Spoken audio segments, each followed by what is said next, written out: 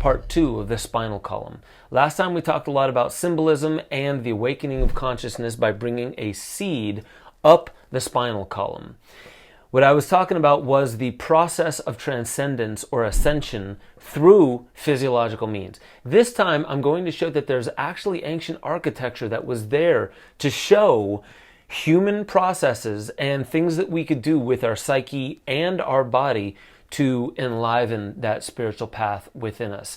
I'm going to get into another researcher named Cullen Smith and his incredible work from Symbols of Power right here on Waking Infinity News. So smash that like button, comment below, subscribe to the channel, share the video out far and wide, and get ready for this microdose of infinity.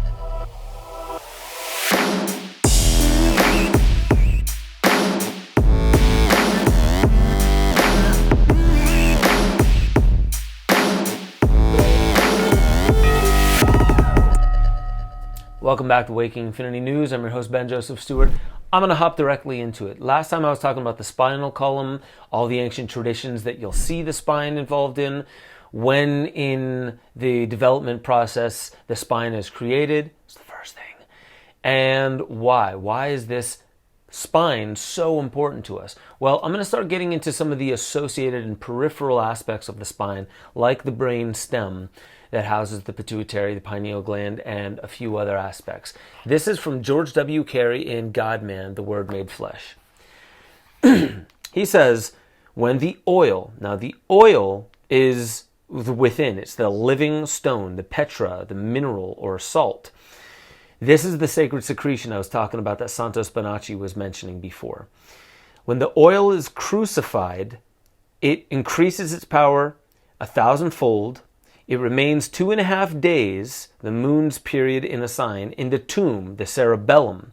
On the third day, it ascends to the pineal gland that connects to the cerebellum with the optic thalamus, the central eye in the throne of God that is the chamber overtopped by the hollow or the hallowed, caused by the curve of the cerebrum, the most high of the body. This is getting somewhere. Which is the temple of the living God, the living vital substance, which is a precipitation, the holy ghost or breath. The pineal gland is the pinnacle of the temple, the modus operandi by which the oil of the spinal column reaches to the pineal gland, and it's described in what follows. And he goes on through Bible verses to talk about this specific process here. That's George Carey. He made another book called The Tree of Life. I just made a couple notes of things that I like that he says in here. He says, the pyramids are encyclopedic of physical science and astral lore.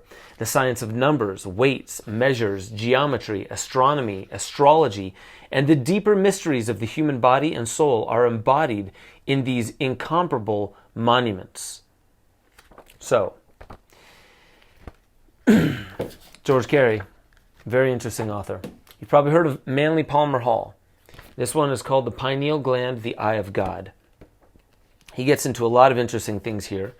But, staying with the Egyptians, as an emblem of divinity, the pineal gland would naturally be associated with royalty, for the kings were the shadows of the gods upon the earth.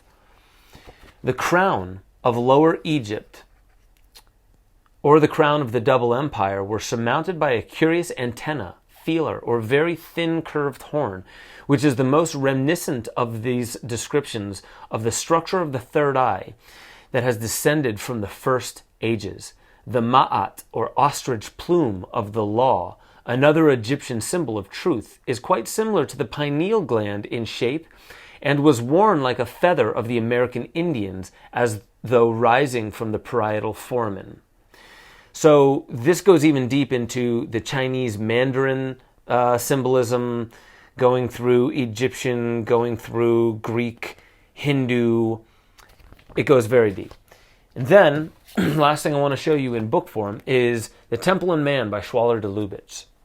This is an awesome book. And what he talks about in this is the intentions of the master builders. Now we're getting a little bit into Freemasonry. Call themselves the master builders. A lot of Freemasonry, the symbolism comes from ancient Egypt. So the intention of the master builders far surpasses a simple figuration. Since we are dealing with man, and since the architecture takes into account the channels and vital centers of the human body, the meaning of the figurations in sculptures and bas-reliefs is equally relevant. It is a magnificent lesson for everyone to be able to study across time the knowledge already millennia old bequeathed to the builders of true temples. We're not just talking about external buildings. Every vital center is indicated in these buildings. The glands and the vital connections between organs is represented in the scenes, reveal their correspondence with the natures that govern them. This throws much light on one of the true meanings of the pantheon. This guy, Schwaller de Lubitz, was showing, as you see, that their temples were actually crafted around the human being, the human body, and different aspects of the human anatomy that have powers that we can tap into if we know how to concentrate. So this goes deep. You go into the Mayans, you go into Central America, you go to the Inca, you go all the way into the Old World, Europe, all the way through Siberia, into China, down into Africa, also India. All of these things are showing aspects of the human being. Now, let's go deeper. Cullen Smith, he's a friend of mine. He made an awesome series called The Symbols of Power. And he goes deep how the form and function of our anatomy is showing up in arcane symbolism. Now just take, for instance, the sphenoid bone in the skull. It's the most intricate bone in the body, and it houses the pituitary and pineal gland. This bone actually flexes and appears to flap its wings inside the darkness of the skull. The symbol is akin to the owl or the monarch butterfly. The owl you'll see in Bohemian Grove Secret Society, and the monarch butterfly you'll see in the secret operations of intelligence agencies such as the Monarch program, which use sophisticated brainwashing techniques. Now, the symbol of the monarch butterfly also appears in the Lunesta logo, a sleeping medication. Cullen Smith points this out because the monarch butterfly is also represented right here in that sphenoid bone, where the optic nerve takes what we see and it brings it into absolute darkness inside the skull. Now, as I was studying the fascia, which is a really interesting aspect of the body, it connects all other systems. So it is an organ, it is a thinking organ, it is fiber optic, and it is fractal throughout the body. There are sequences to it. So when you understand how to move more functionally, it actually enlivens different processes inside the body.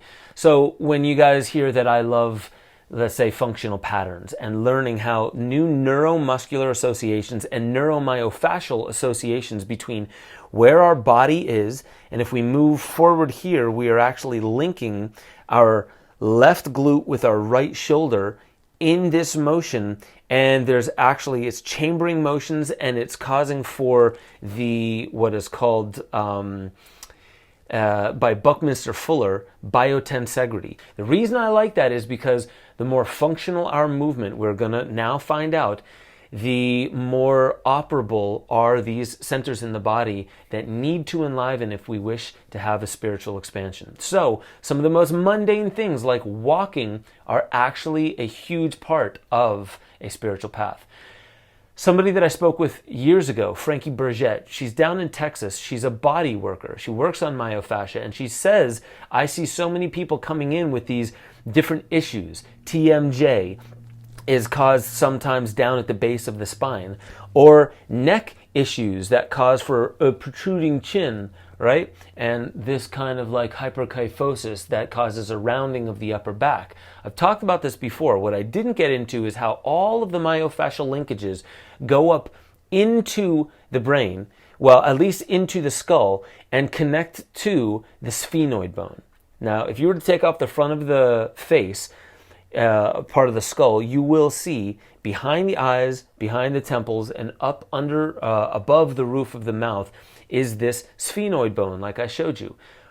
All of those linkages connect there, and as we are walking with proper gait cycle, it will rock back and forth, and it actually also kind of flaps its wings. When it does that, it creates a milking action on the pituitary and the pineal gland.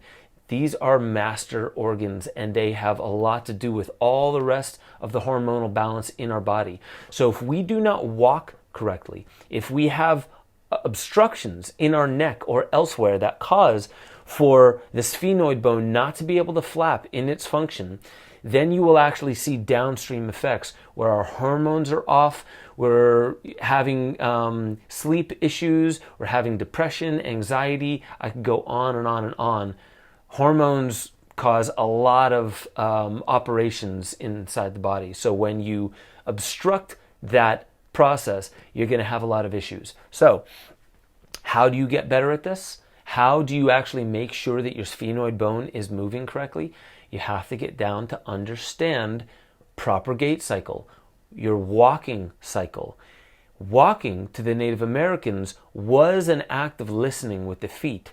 They didn't just walk clumsily and heavy, hurting their knees, hurting their hips, hurting their back. They would walk in a way where they were listening to Mother Earth as they walked. And Mother Earth gave them this reflexology treatment. By walking on uneven surfaces, it presses against certain centers in the foot, which actually cause ripple effects all the way up into the neurons of the brain and globally with fascia. This is pretty incredible. Now, if you go back into ancient India, you will actually even see that the Shiva lingam represents not the spine, but actually the erect phallus. So it has to be understood that the erect phallus is actually an extension of the spine. And in India, they venerate this Shiva lingam by pouring milk or cream over the top. This represents ejaculation, but this is also where the spark of life comes from. And in this book, it actually shows that from the sacral center, or the sacral part of the spinal column, that is actually where the seed is born. And then it rises up to the top, to the cave of Brahma, the crystal palace. And with proper techniques, which I got into in the last deeper dive, you can actually use sexual seed retention to, in a sense, fine-tune, clarify, and hardwire our intentions within us. You got to be very careful with this. But the interesting thing is these motifs of an erect phallus or something having to do with the erect male penis is everywhere. It's actually even in Washington, D.C. Now, if we understand that Washington, D.C. was actually built by Freemasons and there's a specific layout to it, then you'll understand that the body of the world also has its own energy centers, and this is very important. So all the places that ancient archaeology and ancient architecture was placed has a meaning and a purpose. It is part of an earth grid. I won't go too deep into it because you can look deeper into ley lines, but I've spoken about this before, especially in the episode with biogeometry, so go back and check that out. But when you look at Freemasons and you look at the either 3 degrees or the 33 degrees, there are 3 aspects to the spine. There are also 33 vertebrae within the spine. So this is the initiation process. When you look at this, Christ died at age 33, symbolically. 33 is also representative of a third. 33, 33, 33, that's 99. As close as we would get to what we would call a perfect, well-rounded 100. But even in numerology, 10 really isn't a number. It's reduced back to 1 because it's the 1 and the 0. 11 is 1 plus 1. That's 2. So in numerology, you have 1 through 9, and then you repeat back at 1. So 33 is a perfect third of the 99, and 99 represents completion, or 9 represents completion, I should say. But if you look back through all the ancient dances of indigenous, if you look through a lot of the ancient movement modalities, such as Tai Chi, yoga, many of the ancient martial arts, the true martial arts, you will see that they have ways of making sure that their spine is erect and that they move around it with fluidity, and they're actually giving the proper focus to the strength, but also the flexibility of their spine, like a good tree. It needs to be able to bend with the wind, not break, but hold its ground. So this is why I get deeper into all the movement modalities, the shaking medicine, yes, yoga, yes, functional patterns, yes, parkour, yes, playing and crawling and touching nature, because all of these things actually have a holistic sensibility to them that works not just on our physical body, but also on our psyche. And these things together will actually enliven a deeper spiritual path. I know a lot of this sounds woo-woo, and the science, I could get a little bit deeper into it, but I've gone into it in past episodes about how the myofascial system, to 80 to 90% accuracy, those trains that run through the body correlate with the meridian, the traditional Chinese medicine meridian lines where acupuncture and acupressure is applied. That is micromyofascial release. There's so much we can come to understand with the holistic aspect of understanding the body. It has a power to it. And then in the deeper dive, you go to benjosephstewart.com, become a member, get access to the deeper dives. I'm going to take you deeper into how we can actually use visualization, specific postures and movements, breath work, to connect with ancient archaeological sites and do what the Kogi, the Native American in northern Colombia, who send their children into 9 years of their formative life into darkness, they say there are wormholes that they are able to travel through. But if the physical location on planet Earth is destroyed, no longer would we be able to travel the cosmos like they say we can. This is a science that we have lost. We believe every generation gets smarter. They say every generation is forgetting and forgetting and forgetting who we are and our true higher potential. That's what I'll get into over the deeper dive. Get involved in the Discord chat, and I'll catch you guys next time on Waking Infinity News.